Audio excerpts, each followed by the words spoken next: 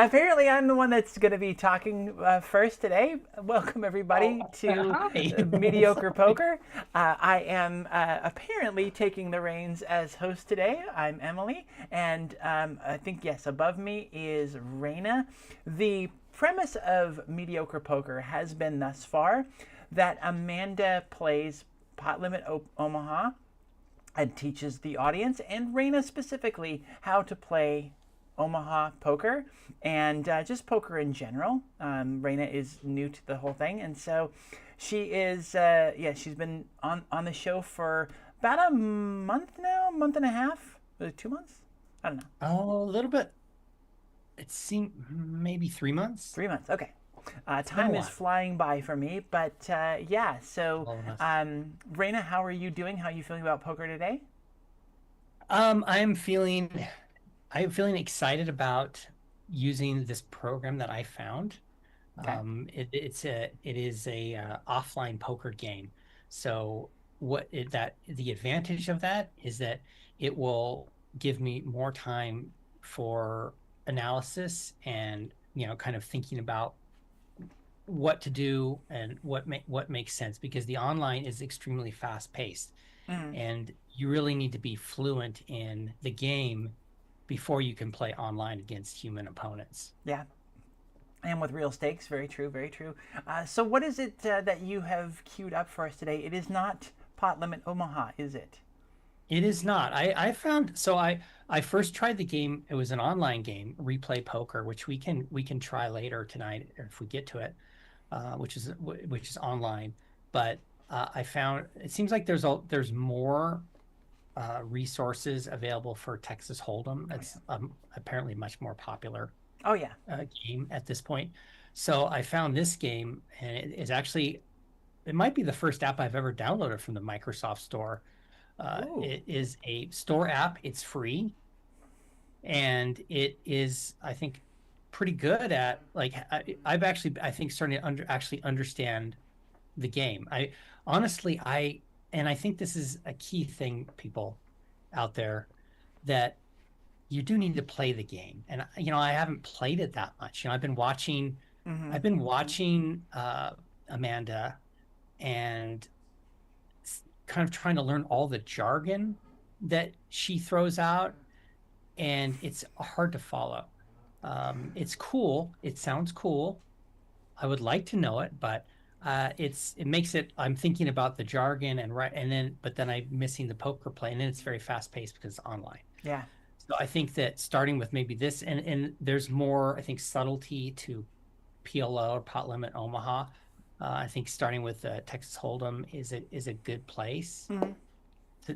to begin the poker journey. There you go. Yeah, starting your poker journey off, and that's true. We sort of have thrown you into the deep end because yes, Parliament Omaha is a very different game. Now, for those of you that haven't been watching before or aren't familiar with this, so Texas Hold'em, yes, is the game that is sort of the standard. So if you're watching World Series of Poker online, which is, let's face it, it's playing all the time, that is Texas Hold'em. The way that works is you're dealt two cards, and then there are, and based on those two cards, there's a round of betting.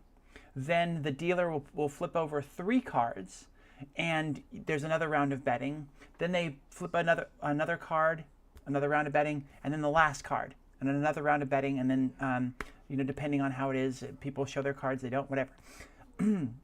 So what you're trying to do is you are trying to put together a hand of five cards, of the best five cards, and so you can use whatever is on the table or in your hand to make that hand, to make that work. So, usually it involves using your cards because if it's just the cards on the table, then everybody has that. And if it was like a royal flush, let's say, the best hand possible in the game that was there on the table from what the dealer flipped over, then nobody can beat that. So how would somebody win? It's based on the cards you have in your hand. Who has then the highest card? If someone's got an ace, then they would win over somebody who's got a king or anything lower. In Pot Limit Omaha, it's similar. The rounds of betting are exactly the same. It's 3 cards, it's 1 card, it's 1 card. The very big difference is that you're dealt 4 cards to start. And that changes the dynamic significantly because it changes what a good hand means. And that's the huge difference between Texas Hold'em poker and Pot Limit Omaha. So you're starting, Rayna, with Texas Hold'em is smart because yes, it is a simpler version. It is easier to get into, but it has a lot of the same basic dynamics to it, especially with the rounds of betting, and where you are on the table affects, you know, your position, how much power you have in betting and all of that. So it is a really smart place to start if you've never played poker before. Now, you've also been playing poker in person, correct? Yes, yes, we have been doing that. That's my primary poker experience, is really in person. Yeah. Well, that's the best place to play. And the whole thing about poker, and this is why online poker is a little weird to me, poker is not necessarily about playing and betting the cards. It's a fair bit of it, but as you watch in any movie about poker, it's about playing the other people, looking for tells, trying to determine what the other people have, and then trying to bet accordingly to sort of basically you're trying to play with their minds and make them believe that you either have better cards that you have or that you've got the cards that you do have and you're going to beat them, so they should just fold and give you their money. And so online poker is a little bit different than that. It's very, you can't read the people. It's a little harder to play the mind games and stuff like that. So it's a little bit sort of straighter, just based on the cards. So again, an easier way to learn it. We're going to be playing with a machine today. So everybody's fake AI, talking about AI again. And let's go ahead and jump in and kind of talk through some of the things that you've learned, what you know, and see how this goes. Okay. Do you want to get right into a game, and then we can just talk through? Yeah, well, unless there's something else that you'd like to talk about that you've learned or that you think is important for us to cover before we hop in. Let's get into it, and I think it's the best way to talk about it rather than like getting like slides or something. Yeah. Okay. Here's our PowerPoint presentation on the ins and outs of poker. Jesus, how exciting would that be? Very. Okay, so and entered in the game, and then we look at like one of the first things that is position. Okay. What position are you sitting in? So right now I'm in the position called under the gun, which is abbreviated UTG.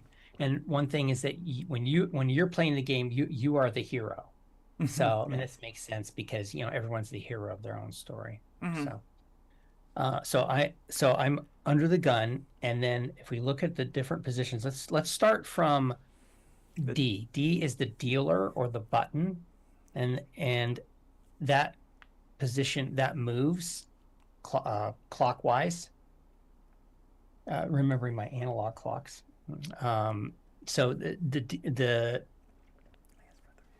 dealer. This then is we have clockwise for viewers. This is clockwise, right? No, this is clockwise. Okay. Right.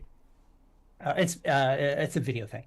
So we'll fix the edit. Which way is backwards? So small blind, big blind, and what blinds are is a forced bet.